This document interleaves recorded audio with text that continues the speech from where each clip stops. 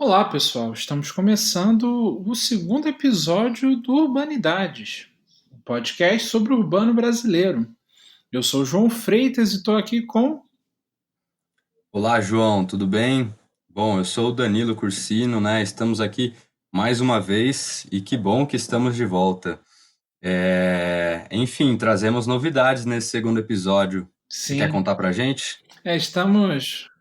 estamos aqui fazendo essa introdução, estendendo o tapete vermelho para o nosso primeiro convidado, né, considerando que a Bianca é coordenadora do projeto. Foi uma conversa muito bacana com o professor Gabriel Filtran, contando um pouco mais sobre sua trajetória de pesquisa, sobre seu livro. A gente estava um pouco nervoso, né, Danilo? Nossa primeira gravação. Foi uma primeira entrevista e uma entrevista de peso, né? Sem dúvida. Bom, mas eu gostaria de destacar uma coisa, João, sobre a nossa entrevista com o Feltran, né? Que foi o que você falou no primeiro episódio, que a ideia é a gente se aproximar, na verdade, né, ao mundo acadêmico, de pessoas que talvez não estejam muito ligadas a isso, mas tenham interesse. E eu acho que, enfim, a entrevista com o Feltran foi muito boa nesse sentido, porque foi muito descontraída, apesar do nervosismo, confesso, e também porque, enfim, ele contou toda a sua trajetória, relatou várias histórias do início da trajetória dele e também já mais maduro, né? Então, é muito bacana você perceber essa evolução e também acho que tranquiliza um pouco a gente, né? Quando a gente tem alguns dilemas aí, a gente vê que essas pessoas que já estão mais maduras passaram por situações parecidas com as nossas. Eu acho que foi muito boa nesse sentido. Sim, sem dúvida. E é importante também, Danilo, reiterar que a gente tenta manter uma via de mão dupla com os nossos ouvintes. Temos o nosso e-mail que está aí disponível para dúvidas, reclamações, contatos e afagos, que é o brasilurbandata.gmail.com. E também o nosso Facebook, não é, Danilo? Certo, certo. O Facebook do Urban Data é o Urban Data Brasil, o banco de dados sobre o Brasil urbano. Então, busquem lá no Facebook, Urban Data Brasil, acho que vocês já acham, e deixem o seu like. Eu acho que enfim, é uma página bem bacana. A gente posta várias notícias, várias oportunidades também, enfim. Deem uma olhada lá, vocês vão curtir. O podcast, na verdade, é só a ponta do iceberg, né, de um projeto de pesquisa muito maior. Então, quem Muito. está ouvindo a gente aqui pelo podcast não conhece o trabalho do Urban Data, a melhor forma de conhecer é, de fato, através da página do Facebook. Que eu acho que por lá a gente tem um contato, vamos dizer assim, diário, né, com o público que nos acompanha. Sem dúvida. Vamos para a gravação? Bora, eu acho que, enfim, como você disse, né, a gente está aqui só estendendo o tapete vermelho. Vamos deixar agora as pessoas ouvirem um pouco mais sobre Gabriel Feltran. Valeu.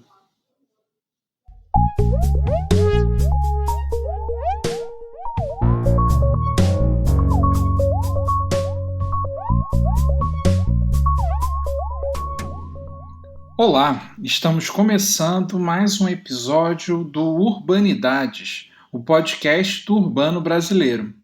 Eu sou o seu anfitrião hoje, meu nome é João, estou aqui com o Danilo. E aí, João, como é que estão as coisas aí no Rio? Tudo bem, Danilo? Que bom, aqui também tudo certo. Estou também com o Guilherme. Bom dia, boa tarde, boa noite para todos que estão nos ouvindo. E também com o Marcelo. Olá a todos, espero que vocês gostem do nosso episódio de hoje com o nosso convidado mais do que especial. Conta pra Já gente. que fez a introdução, Marcelo, pode continuar, faça as honras. Hoje nós estamos aqui com o pesquisador, professor da UFSCar, que atualmente está em Londres e nos concedeu essa entrevista, o professor Gabriel Feltran, que trabalhou por já trabalha há um tempo na área da sociologia urbana, trabalhando principalmente com sociologia da violência, e atualmente escreveu um livro muito bem falado, muito bem comentado sobre o PCC. Hoje é ele que faz a honra de nos conceder a entrevista para o nosso podcast. Obrigado, gente. Obrigado pela apresentação. Obrigado pelo convite. É um prazer estar com vocês. Gabriel, a nossa ideia, ainda que o Marcelo tenha apresentado muito bem um pouco da sua trajetória, mas seria importante também você falar para a nossa audiência um pouco do seu caminho de pesquisa, por onde você passou e como que chegou nesse seu tema de pesquisa agora, que é sobre violência, mais especificamente o PCC. Legal. Eu sou um pesquisador de campo, né? Tenho feito pesquisa de campo, sobretudo em favelas e bairros populares de São Paulo, já há mais de 20 anos. Na verdade, a minha pesquisa começou antes mesmo de eu entrar no mestrado, quando eu ainda estava na graduação. Comecei por projetos de extensão na USP, a circular por algumas favelas da zona oeste da cidade de São Paulo. Principalmente, no começo na favela São Remo, que é do lado da USP, houve um episódio muito específico do qual eu nunca me esqueço. A USP era aberta, o campus da cidade universitária era aberto, não tinha portões, nem muros. Você podia entrar por muitos lugares no campus, né? Em 1994, no ano que eu entrei na universidade, começou um movimento para fechamento do campus que se consolidou nos anos seguintes. Quando de fato se estabeleceu o fechamento do campus, a favela São Remo, que era uma favela do lado da universidade, foi proibida, todo mundo que era da favela foi proibido de entrar no campus da cidade universitária. Antes do fechamento, a gente costumava jogar bola todo mundo junto na Praça do Relógio. Vinha o pessoal da favela, vinha estudante, vinha moradores dos bairros próximos. Eu mesmo morava perto da USP na época. Antes ainda de ser estudante, já frequentava os campos de futebol ali na Praça do Relógio, né? Era um monte, vários campos de futebol ficavam ali na Praça do Relógio. Quando houve o fechamento, a favela foi proibida de circular dentro do campus. E num fim de semana, agora já não me lembro se era fim de semana ou se era dia de semana. A justificativa era de segurança no campus? O que Segurança. Segurança no campus. Isso, exatamente. Segurança no campus. Veja, eu estou falando do começo dos anos 90, que é quando a questão da violência urbana eclode para valer em São Paulo, né? No Rio de Janeiro isso é anterior, a chegada dos mercados de cocaína no Rio já é dos anos 80, e a ideia de uma cidade violenta no Brasil começa pelo Rio de Janeiro, né? Nos anos 80 ainda.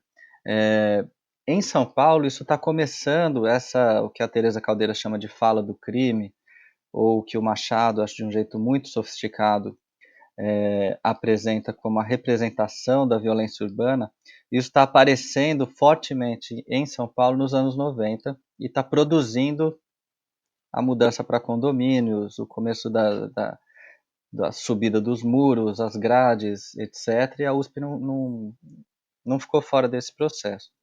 Logo em seguida, houve um rapaz que foi morto pela guarda universitária dentro da cidade universitária.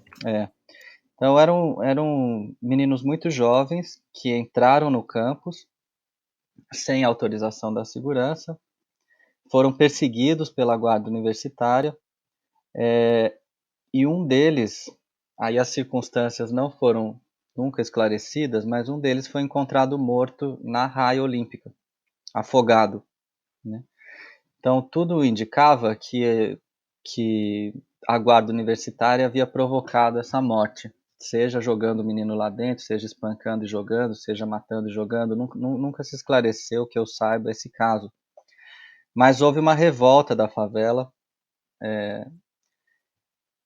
que desceu para o campus e incendiou vários postos da guarda universitária, né?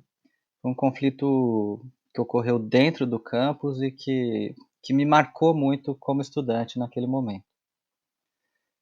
A partir disso, não só eu, como muitas pessoas que participavam ali do movimento estudantil ou de qualquer tipo de mobilização em torno do campus da cidade universitária, né?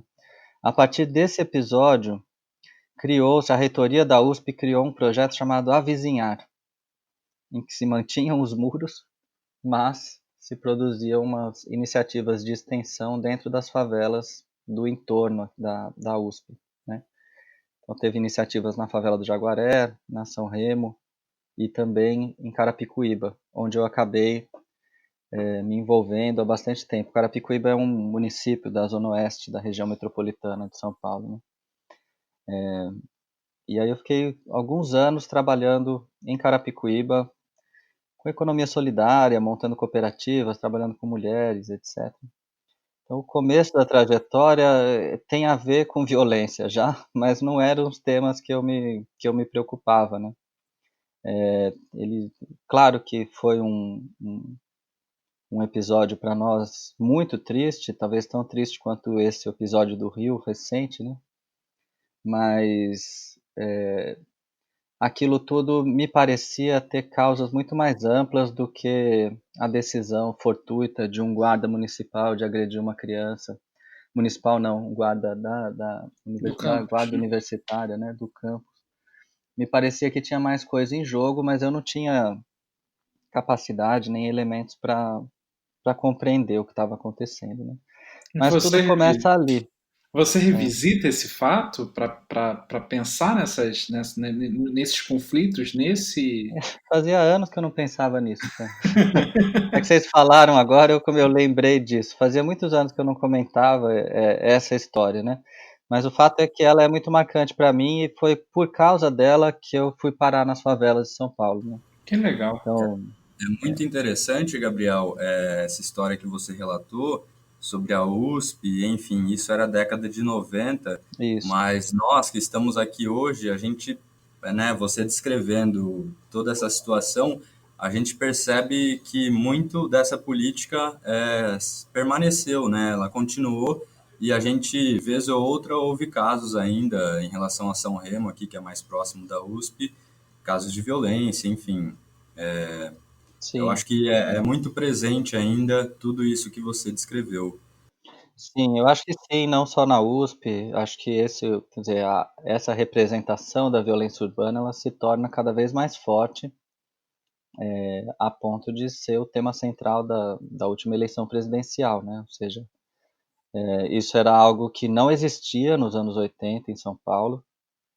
Quando você falava de favela, de periferia, a representação, o sentido que vinha associado a esses termos era lugar de trabalhador, né? Lugar de moradia dos pobres, moradia de operários, moradia de nordestinos também, mas de quem vinha para São Paulo, de imigrantes que vinham para tentar a vida e ao mesmo tempo para desenvolver a cidade, né? Então, se você pegar dos anos 50 aos anos 80, claro que sempre tem uma margem nessa representação que tem a ver com conflito urbano ou algum tipo de violência, mas majoritariamente as periferias não eram pensadas como lugares violentos, elas eram pensadas como lugar de pobre, de pobreza, de trabalhador, de precariedade.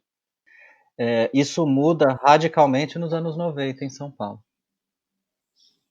Eu queria perguntar justamente sobre isso, Gabriel, que você mencionou, o que você chamou de eclosão da violência urbana nesse seu relato anterior, de que no Rio teria acontecido nos anos Isso. 80 e em São Paulo nos anos 90.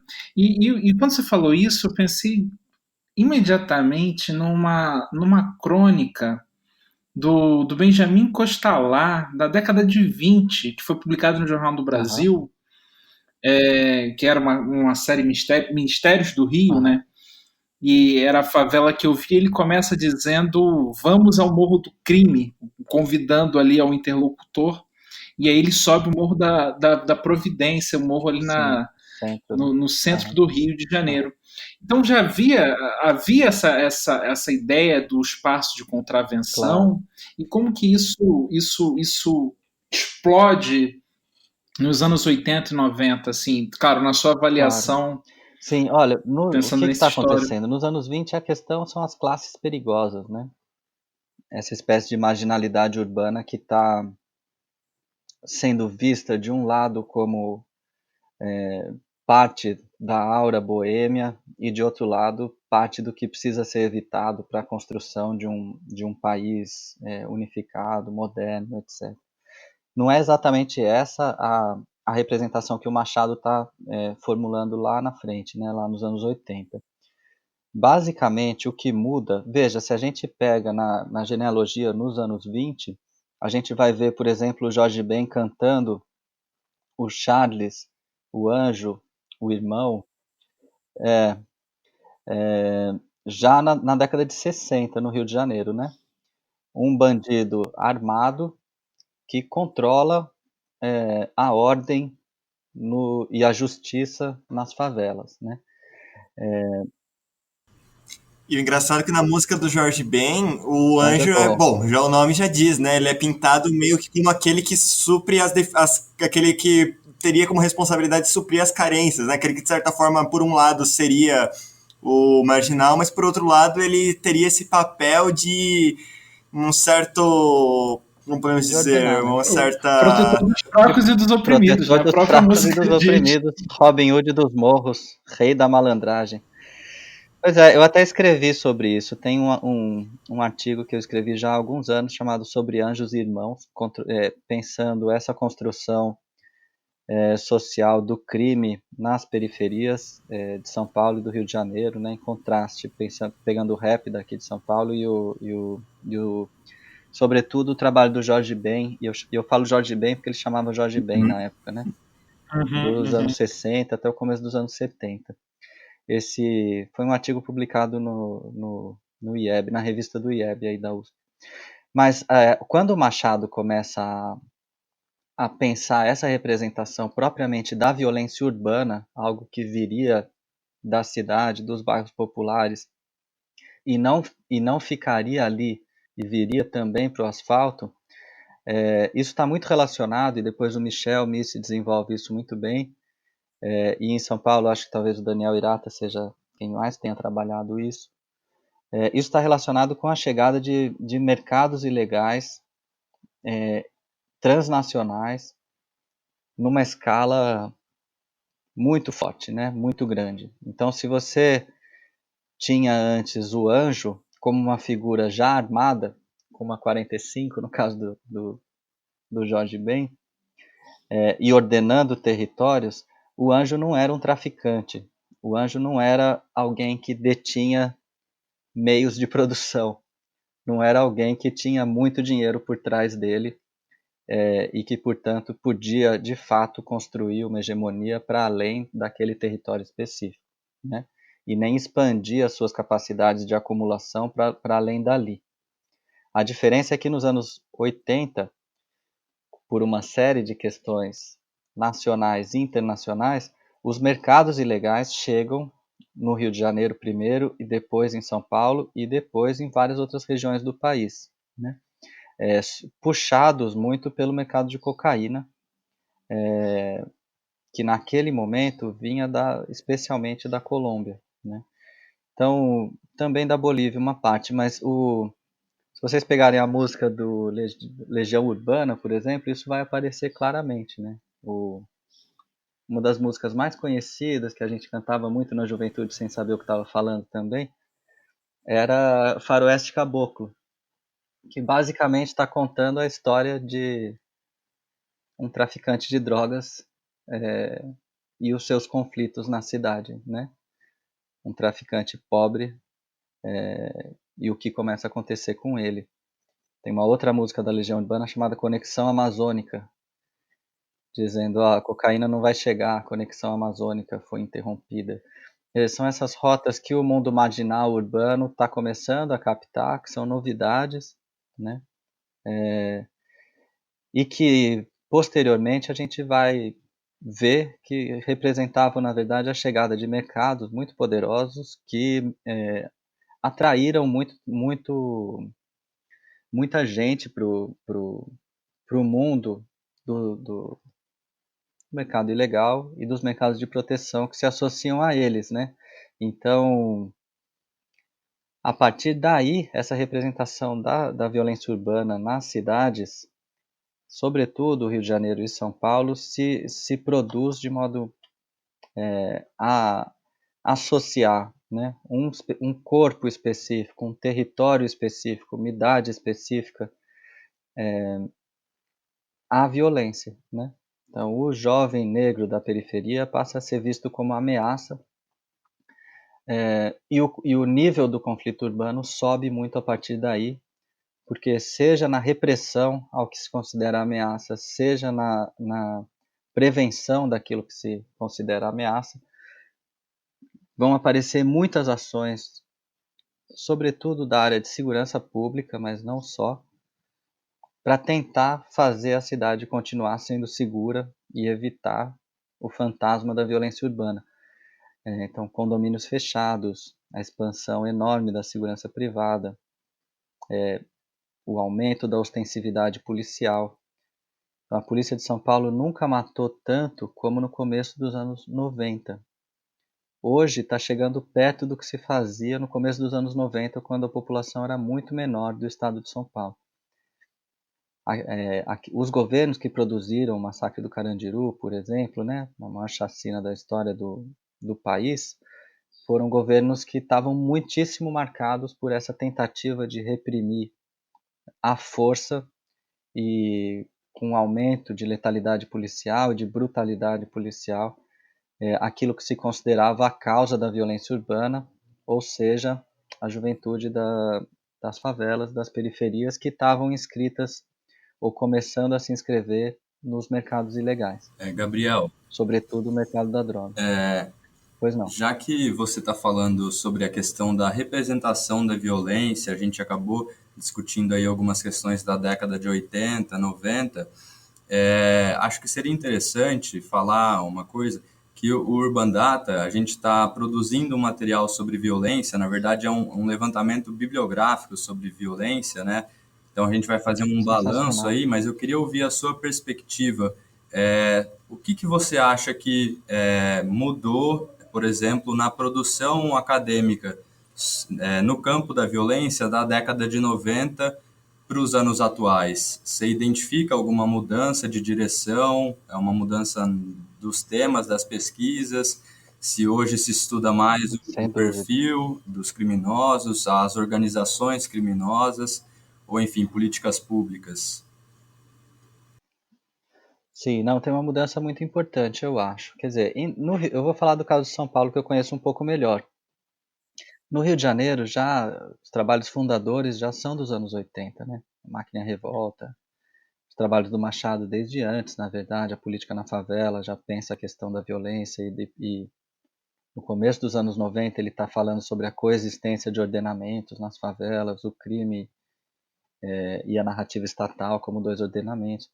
Em São Paulo, a bibliografia sobre violência, com grande centralidade, né, na produção pioneira do Núcleo de Estudos da Violência, da USP, ela tem uma outra premissa, outros métodos, outro modo de enxergar a questão da violência, né?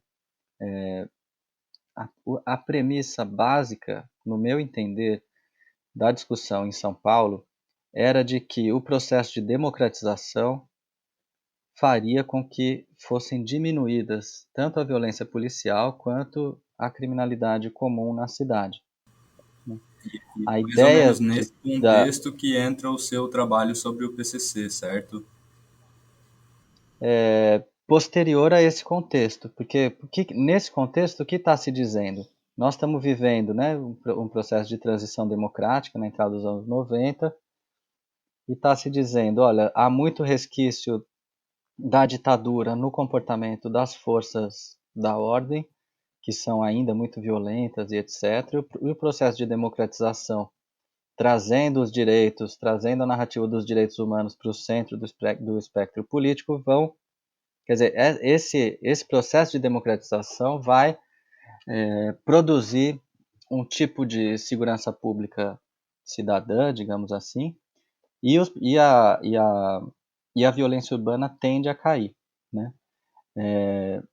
Todos os dados de criminalidade e, sobretudo, os dados de homicídio, que sempre foram muito importantes para a segurança pública, mostraram o contrário, né? Os anos 90 foram o período de explosão das taxas de homicídio e de grande aumento da narrativa de insegurança nas cidades. Então, o que acontece? Você tem pesquisas a partir dos anos 90 e, sobretudo, nos anos 2000, que vão se debruçar e entender essa contradição, porque justamente no período democrático é que eclode a violência urbana, que deveria, né, pela hipótese anterior, ser diminuída, né?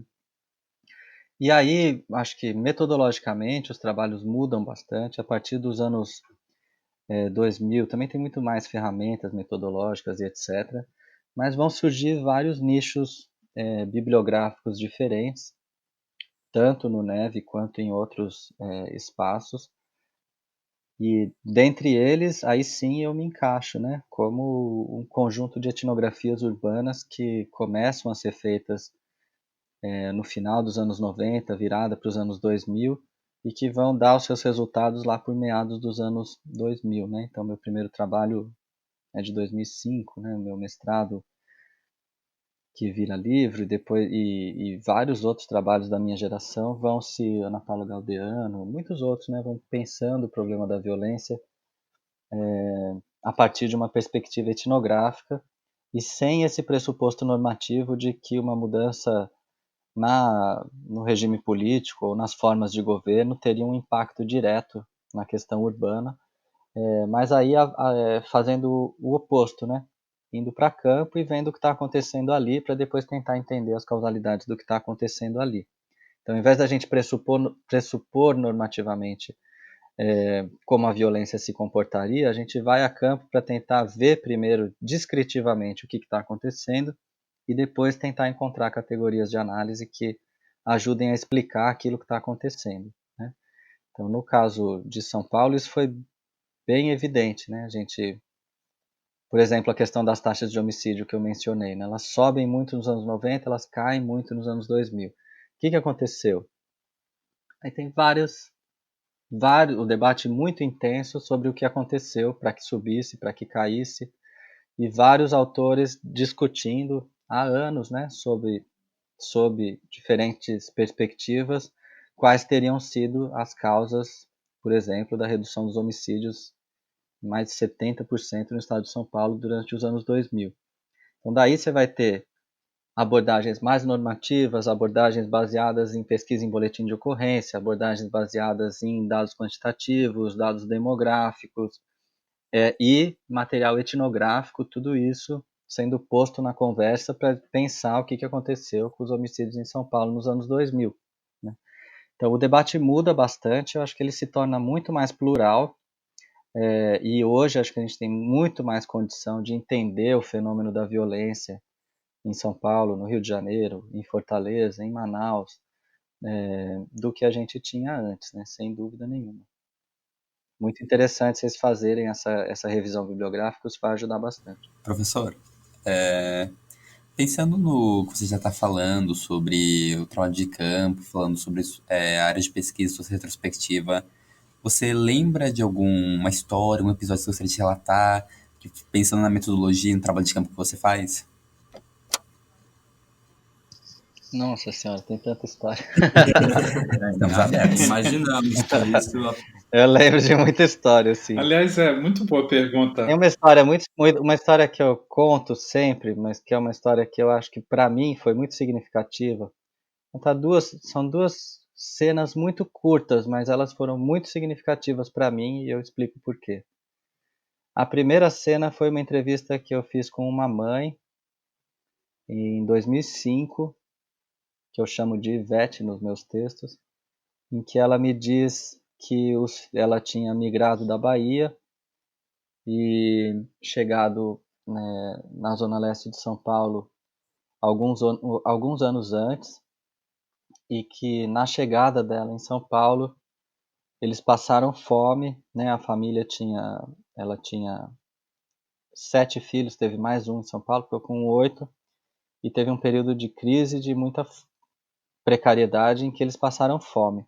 Nesse período, ela mandava os filhos dela na feira. Tem uma feira grande ali no Parque Santa Madalena, nos finais de semana, e ela mandava os filhos ali para pedirem dinheiro, tentarem conseguir alguma doação de comida, pegar resto de peixe, cabeça de peixe para fazer pirão, e pedir dinheiro e, se possível, guardar carro. Eles eram vários meninos, né? Então eles tinham na feira uma possibilidade de conseguir alimento, dinheiro e tal. Só que os meninos eram novos ali naquela quebrada, né? Então, quando eles eram muitos, então eles ocupavam um espaço na feira, mas não conheciam ninguém dali. E quando esses meninos voltavam para a favela, que a feira fica num lugar mais alto, né? Porque nessa região é o contrário, a favela é num vale, né? E a Avenida Sapopemba está passando por cima. Então, quando os meninos voltavam, eles eram roubados por outros meninos e chegavam em casa sem nada, né? E ela conta desses episódios como situações de desespero, porque já era meio desesperador ter que mandar os filhos para a feira, e muito mais ainda que eles chegassem sem nada, porque a outra feira ia ser só na outra semana, né? Então ela resolveu chamar a polícia para os meninos que estavam roubando os filhos dela, que ela sabia quem eram, né? E ela chama a polícia vem até a favela, até a porta da casa dela. Ela conta o que aconteceu, a polícia diz que vai investigar, que vai tocar para frente, vai embora e não resolve o problema que ela tinha, né? E não aparece mais. Mas no dia seguinte aparece um cara, que na época era um traficante ali daquela favela, e diz para ela: olha, é o seguinte, a senhora não... O que aconteceu? Que a senhora chamou polícia ontem, aqui não pode chamar a polícia, a gente quer saber o que aconteceu antes de tomar alguma providência, mas não pode chamar a polícia para cá.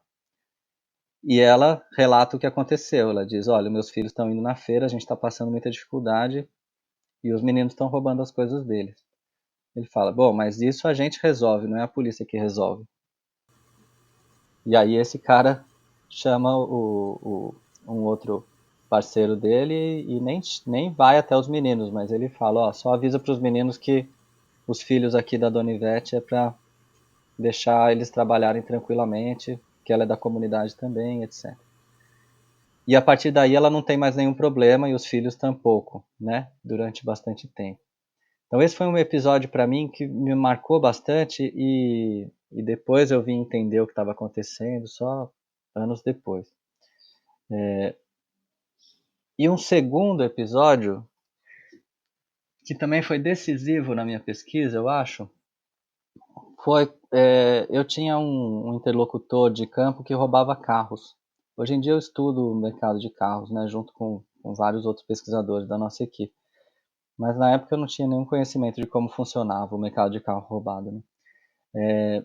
E eu conversei muitas vezes com esse menino durante bastante tempo. Ele se tornou uma pessoa querida por mim, assim, e muito importante no meu trabalho. Faz anos que eu não vejo ele agora, né? Foi preso há anos atrás e depois se mudou, não tive mais notícia dele. Mas esse rapaz um dia me falou que ele puxava carro há 8 anos ali na região. Puxar carro é como eles diziam na época, né? Tem várias gírias para roubar carro, né? Mas quer dizer roubar um carro, empinar um carro. Bom, ele falava: eu puxo o carro há 8 anos aqui e eu não sei nem quem que é o irmão aqui da quebrada. Querendo dizer, eu sou do crime, eu roubo o carro aqui faz 8 anos, mas eu não tenho nem noção de quem é o irmão que regra digamos, a ordem do crime, né, os princípios de funcionamento do crime aqui nessa favela. Ele estava me dizendo muita coisa ao me dizer isso, né? Na época eu também não conseguia entender. Mas esse depoimento, depois testado muitas outras vezes, né, com muitos outros interlocutores, é a base da minha hipótese de que o PCC trabalha como uma maçonaria e não como uma empresa, né? Que depois vai ser o argumento central desse livro recente sobre o PCC. Bom, já que entramos no PCC, então acho que cabe a pergunta aqui agora. Acho que a pergunta cabe aqui agora, como que você se aproximou, como é que você chegou nesse objeto de pesquisa especificamente? Quando foi isso? Veja, Como? eu comecei a estudar as periferias, como eu estava dizendo, eu estudava movimento social. Meu primeiro trabalho é sobre movimento de moradia. E depois eu tive outros trabalhos sobre movimentos sociais no campo, etc. Hum. Mas fui me interessando muito pela questão da política, né? A política na periferia. E continuo muito interessado nesse tema, na verdade, né? Política é entendida como todo o debate, as deliberações, os conflitos, as tomadas de posição, os recursos, a força necessários, mas também a burocracia e etc., que estão inscritos na produção de ordem urbana, né? Vocês veem que eu falo bastante de ordem urbana porque é meio como eu sintetizo o meu trabalho, né?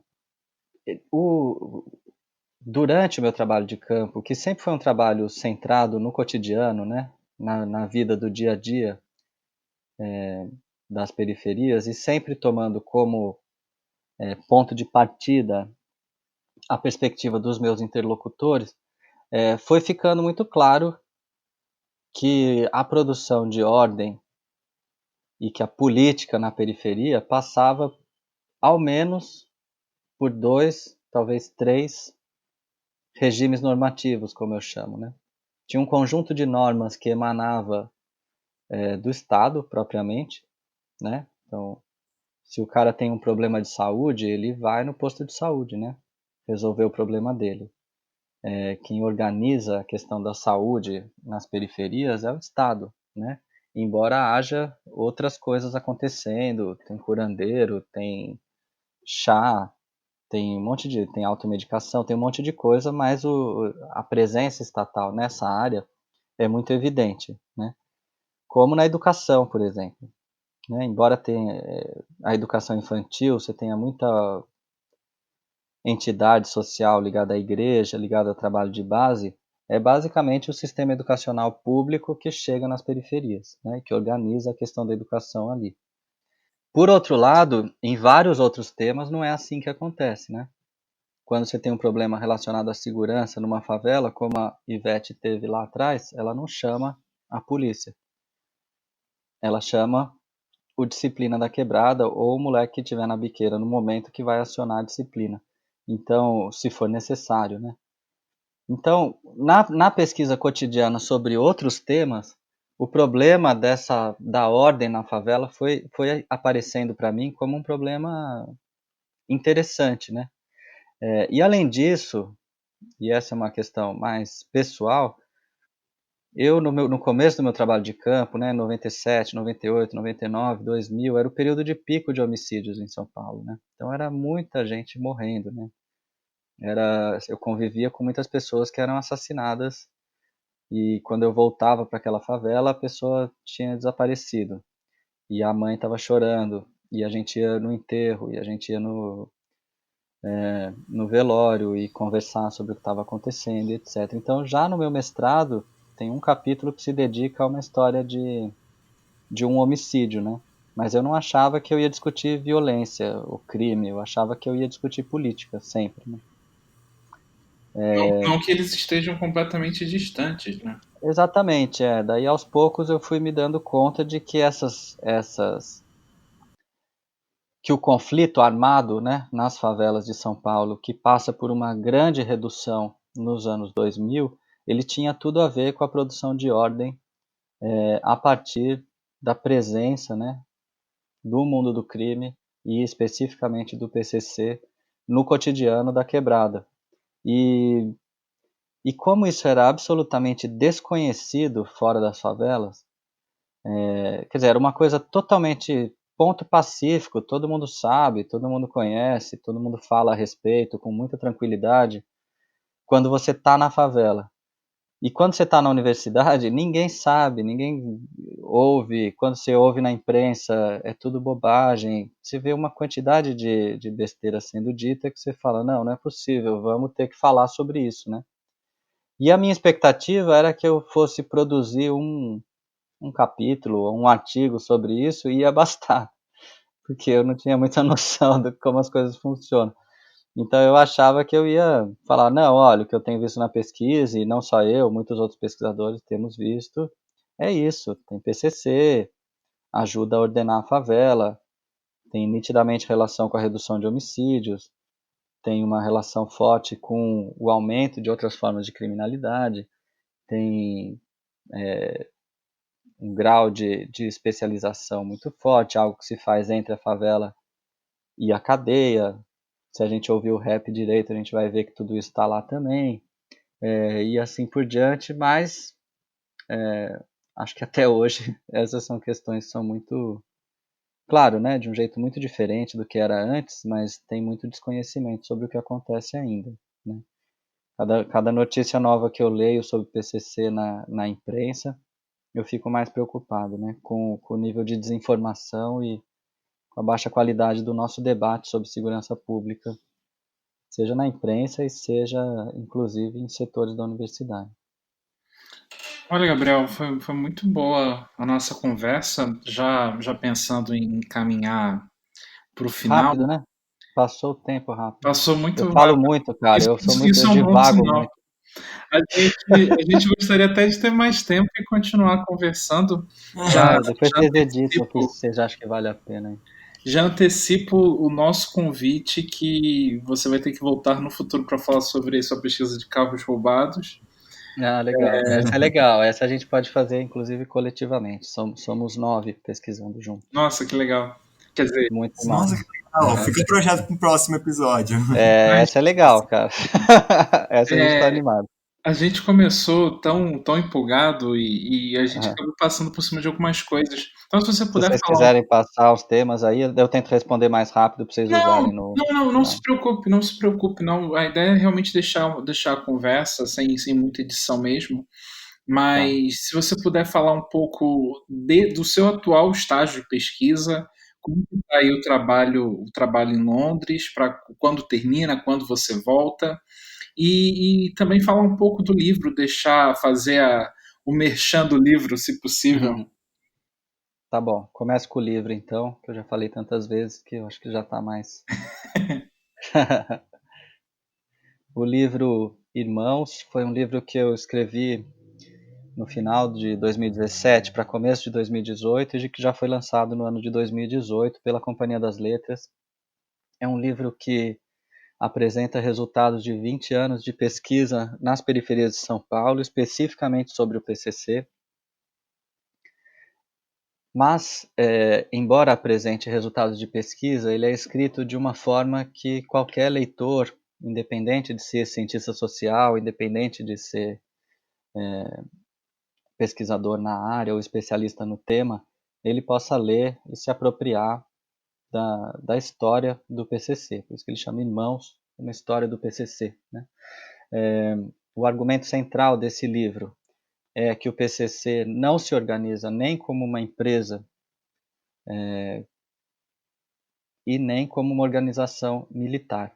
Né? O meu argumento é que o PCC se organiza como uma irmandade secreta, como uma fraternidade aos moldes do que a gente conhece, por exemplo, numa irmandade muito conhecida que é a maçonaria. Né? Então, como exemplo, para deixar isso claro, o que eu estou querendo dizer é que não há no PCC uma estrutura de mando hierárquica que concentre no topo de uma pirâmide tanto os recursos financeiros quanto a capacidade de ordenar a própria organização. Então, se a gente pensa num presidente ou num CEO de uma empresa, esse cara, em geral, é o cara que detém o recurso financeiro e, ao mesmo tempo, né, que distribui esse recurso para a operação da empresa, que se apropria dele, e, ao mesmo tempo, as ordens vêm dele de como a coisa vai funcionar. Né? Nada disso existe no PCC. O que existe é muito mais a ideia de que esse presidente da empresa, ao lado de um dono de um restaurante, ao lado de um policial militar, ao lado de um outro de um médico ou de um outro empresário do ramo de construção civil, todos eles podem se associar em pé de igualdade numa organização como a maçonaria, por exemplo. A maçonaria não é dona da empresa que o cara é dono. A maçonaria não manda na empresa que o cara é dono. A maçonaria procura ajudar os seus irmãos a progredirem na vida, a terem progresso, né? E pressupõe ajuda mútua entre eles. Então, do mesmo jeito, essa é a mesma fórmula que acontece com o PCC e no mundo do crime há 25 anos, né? Desde 93, em São Paulo. Então, se um cara é dono de 15 biqueiras que vendem cocaína, crack, maconha, outro cara tem uma quadrilha de assalto a banco, outro cara tem uma rede de conhecidos para se juntar para furtar carro, outro cara sabe como conseguir droga mais barata na fronteira com a Bolívia, o outro sabe como usar explosivo. Essas pessoas podem se associar numa organização sem estrutura de mando para um fortalecer a atividade do criminal do outro, pensando que todos estão ali para progredirem juntos e ninguém manda na atividade do outro nem no outro, né?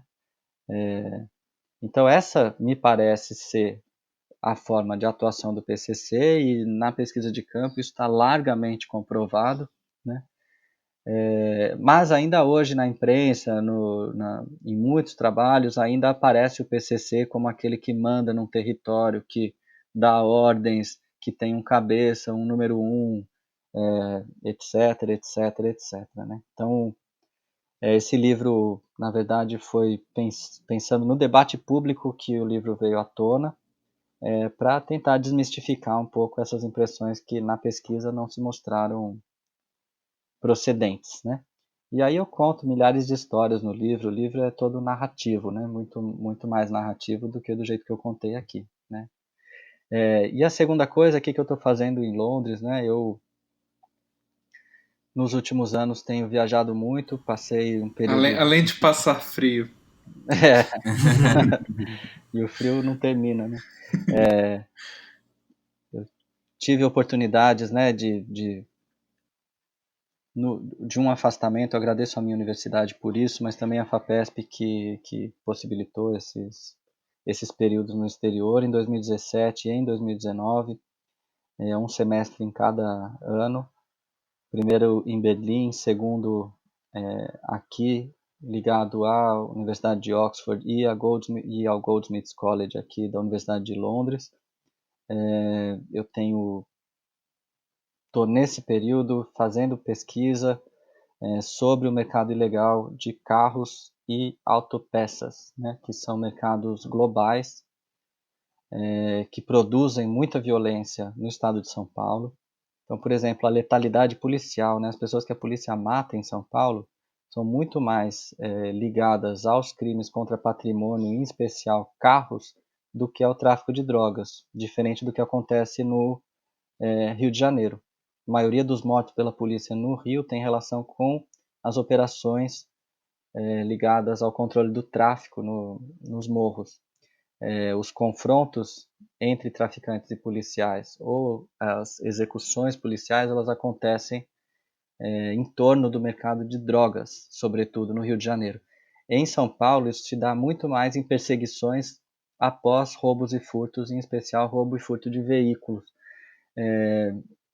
E o que a gente faz nessa pesquisa, e aqui em Londres eu estou vinculado a um núcleo que tem pesquisadores muito sólidos sobre mercados transnacionais, é tentar entender, né, os condicionantes mercantis, econômicos do que acontece com relação à violência em São Paulo. Então, só para dar um exemplo, tornar isso mais concreto, né, se você pensa na migração do Nordeste para São Paulo nos anos 50, 60, 70, que era muito grande, todo mundo diz com muita tranquilidade, não, teve um processo de industrialização centralizado nas grandes metrópoles do Sudeste, abriu-se muita vaga na indústria abriu-se muito emprego nas cidades e isso fez com que muita gente migrasse para São Paulo, saísse de 3.000 quilômetros longe no Nordeste e viesse para São Paulo. Mas a gente não pensa assim quando a gente está falando de mercados ilegais, né? A gente não pensa que abriram-se milhares ou centenas de milhares de postos de trabalho relativamente bem remunerados nos mercados ilegais e que isso atraiu uma série de trabalhadores não qualificados para esses mercados. A gente acha que a família desestruturada levou o menino, ou o diabo, ou qualquer outra coisa, levou o menino a decidir ir para o crime, né? E, portanto, a gente tem que punir o menino e não entender o sistema que está levando esse moleque para o crime, né? Então, a gente não tem que regular mercados, a gente não tem que pensar em esclarecimento de homicídio, a gente não tem que pensar em entrega de justiça, a gente não tem que pensar em mais nada. Nós temos que pensar em punir aquele que a gente identifica como a causa do problema, né? Todo o Um esforço de processo quase de expurgação mesmo, né? E assim, o roubo de carro em São Paulo, isso é muito evidente, né? Um menino que rouba um carro aí do lado da USP, ou dentro da USP, ele vai ganhar, na nossa pesquisa aparecem remunerações de 200 a R$ 1.500 por carro roubado, sendo que 1.500 no caso de caminhonetes que valem R$ 300.000. O leiloeiro que vai vender esse carro depois que ele for encontrado vai ganhar 10 vezes mais do que isso, do que ganha quem roubou. Ou seja, você tem um mercado gigante, inclusive um mercado de trabalho, em torno do roubo de carro, né? E é esse mercado que, regulado, pode fazer reduzir violência. Então, a proposta que a gente tem para a segurança pública é muito diferente do que a proposta que vem sendo implementada, né? A proposta que vem sendo implementada parte do pressuposto de que o problema está na favela, está na periferia, está naquele corpo jovem, negro, armado, que aborda o motorista e rouba o carro dele. E é claro que ninguém está a favor de que isso aconteça, muito pelo contrário, né? Mas o que a gente está dizendo é que as causas para esse menino estarem lá estão muito além e vão para muito além dele em si mesmo, né? Tem muitos outros determinantes econômicos, sociais, que estão fazendo com que essa cena seja plausível e aconteça, né? Brilhante, Gabriel. Olha, a gente não tem nem como agradecer sua presença aqui, sua luxuosa presença, esses minutos que. Umas 3 horas conversando que a gente nem ia ver o tempo passar. Esses Podia minutos ficar aqui bem mais, né? Mas muito legal. foram muito, muito preciosos. Acho que deu para a gente percorrer, enfim, vários temas aí, desde do início, né, do seu interesse pela questão da violência, enfim, até você encontrar um objeto que se tornou esse seu livro, o Irmãos, uma história do PCC, que inclusive eu dei uma olhada antes e achei muito bacana. Eu li o começo, enfim, Legal. mas é exatamente o que você falou. Seja especialista ou não, qualquer pessoa consegue ler aquilo e eu acho que consegue entender a ideia que você quer passar, né? Isso, um comentário só que eu não falei, mas que eu acho importante, 1 minuto, é que esse livro... Quantos você quiser. Uma coisa legal desse livro também é que eu acho que, para mim, pelo menos, ele abre a possibilidade da gente pensar outras linguagens para falar sobre a nossa pesquisa, né? A universidade, eu acho que vem sendo muito atacada nos últimos tempos e atacada por uma suposta irrelevância, né, para o país, para o desenvolvimento das pessoas e etc. Estariam na universidade doutrinadores que simplesmente querem espalhar a sua ideologia, né?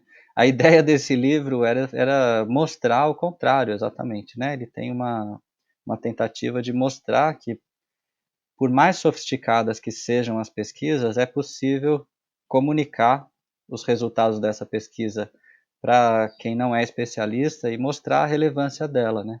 E eu acho que tem muita pesquisa boa na universidade pública que não tem aparecido, muitas vezes porque a nossa linguagem é meio hermética demais, né? Mas é possível a gente trabalhar outras linguagens, um pouco o que vocês estão fazendo com o podcast, um pouco o que outras pessoas estão fazendo por meio do cinema, do vídeo, etc. Ou mesmo nos jornais, ou usando a imprensa, ou produzindo outros materiais que sejam rigorosos cientificamente, mas que comuniquem de um modo mais palatável para o grande público a relevância do que tem sido feito na universidade, né? Sim. Gabriel, só deixa eu fazer uma última pergunta, que eu não vou dormir se eu não te fizer essa pergunta. Manda lá. Eu gostaria muito de saber quais são os seus truques para conseguir se aproximar dessas pessoas, porque eu acredito que não é muito simples você conseguir chegar nessas pessoas, né, que estão ligadas diretamente a redes, né, como o PCC e tudo. Eu acredito que não seja algo muito simples, né? Elas não estão demonstrando a todo momento que elas fazem parte, né? Quais foram algumas possibilidades que você usou para abordar essas pessoas e chegar até elas? Nos classificados. Não, eu acho que não tem truque, tem método, né?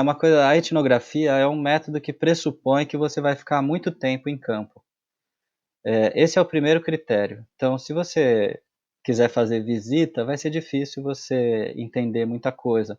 Mas se você está lá frequentemente, durante períodos longos de tempo, estabelecendo relações de confiança com as pessoas, isso muda. E do mesmo jeito que se constrói uma amizade, né, na vida cotidiana, com o tempo, com afinidade, com respeito, assim também na pesquisa, né? Então essas coisas vêm com o tempo.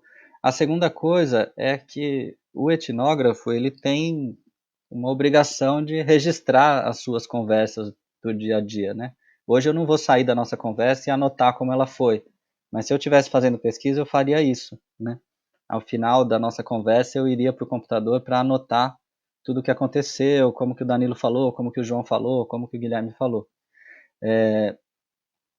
A gente fazendo isso muitas vezes, né, ao longo de muitos dias de pesquisa, vão aparecendo, vão se tornando conscientes muitas das coisas que no dia a dia a gente não percebe.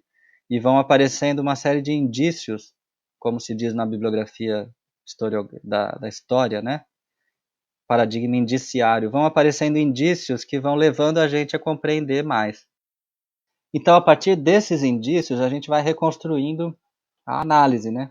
Então, não tem pesquisa com câmera escondida, não tem pesquisa que força uma aproximação ou que se faz num submundo. A grande maioria das minhas conversas foi feita dentro de casas de família, né?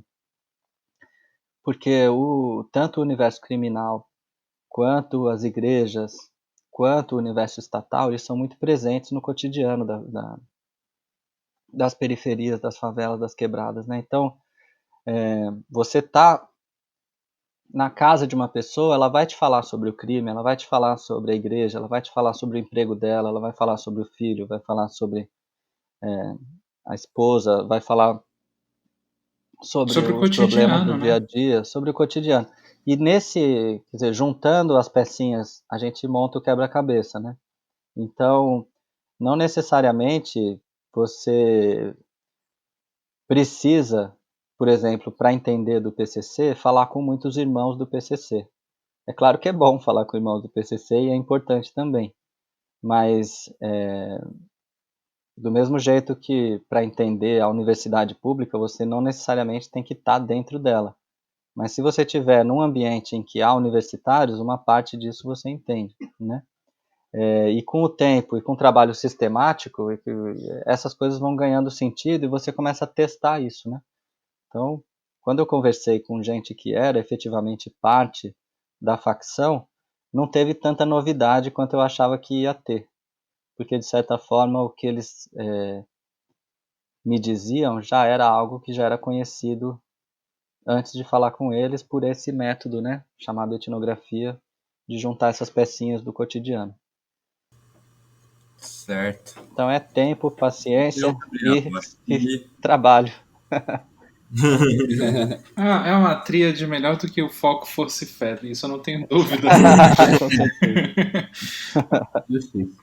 Mais alguma coisa? Danilo, Guilherme, Marcelo? eu acho que a gente conseguiu percorrer aí até mais do que a gente tinha preparado, né? O Gabriel foi fornecendo informações aí para a gente que, enfim, dá para linkar com muita coisa e acho que é justamente, talvez, uma importância dos estudos urbanos, né? Essa interdisciplinaridade, né? Sem dúvida. Porque, como você viu, Gabriel, ele vai juntando diversas questões da sociologia, da política, e vai imbricando tudo isso, né? Claro. E chega no PCC, enfim, com diversas abordagens. Acho que esse panorama mais geral, né, de assuntos específicos, eles são muito frutíferos, né? Legal, eu sempre fui Então, eu muito a acho que favor disso, sim. A nossa cabeça não para de funcionar quando a gente muda de disciplina, né? Então, porque esse tema é da psicologia, eu não vou entrar nele? Não, eu vou entrar com visão de sociólogo nele e vamos ver o que sai, e possivelmente sai uma outra sociologia, né? com certeza.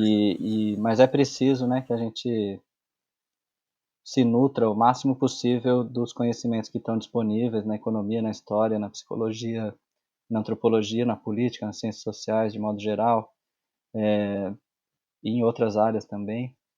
Às vezes questões metodológicas que a gente aprende com áreas de ciências mais duras. Quer dizer, tem muita coisa que é preciso fazer para resolver os problemas que a gente tem empíricos, né? Que é conhecer o que está acontecendo no mundo. E vamos nessa direção. Então é isso, né, pessoal? Maravilha, gente. Muito obrigado, viu? Em nome de toda a equipe Urban Data, acho que nós temos só a agradecer a presença do professor, o tempo que ele nos disponibilizou, estando em Londres e tudo isso.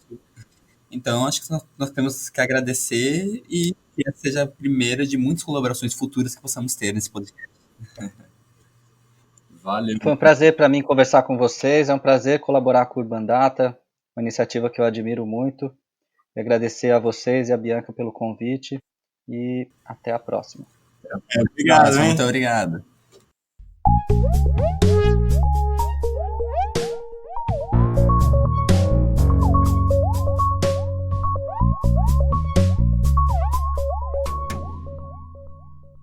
O Urbanidades é produzido pelo Urban Data Brasil, banco de dados bibliográfico sobre o Brasil urbano. O Urban Data está vinculado ao Centro de Estudos da Metrópole e está sediado no Departamento de Sociologia da Universidade de São Paulo. O Urbanidades é feito por bolsistas e associados sob coordenação da professora Bianca Freire Medeiros. Visite nossa página no Facebook.